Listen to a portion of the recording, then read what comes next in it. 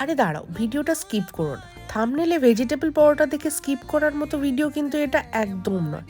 জানি মূলো খেতে অনেকেই পছন্দ করো না, তা বলে কি পরোটা খাওয়া যায় না? দেখো, বাড়িতে যত রকম ভেজিটেবলস আছে সবকে গ্রেটারে ভালো করে কুড়ে তার মধ্যে কাঁচা লঙ্কা, ধনে পাতা, চিলি ফ্লেক্স, নুন, হলুদ, মৌরি, জোয়ান আর একটু জিরে দিয়ে ভালোভাবে মেখে নেবে।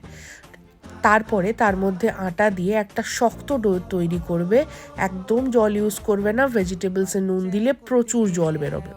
তারপরে সেটা থেকে লেচি কেটে ভালোভাবে আটা দিয়ে বেলে নেবে। গোল, লম্বা, চৌকো যে কোনো আকারে তোমরা এটাকে বেলতে পারো। তারপরে এটাকে তাওয়াতে দিয়ে ভালো করে সেঁকে দুপাশে ঘি লাগিয়ে আরও কিছুক্ষণ ভালোভাবে সেঁকে একটা কড়কড়া আর দারুণ সুন্দর টেস্টি একটা পরোটা তৈরি করতে পারবে, যাতে ভেজিটেবলসের একটাও কণা পাবে না, কিন্তু খেতে ফাটাফাটি হবে।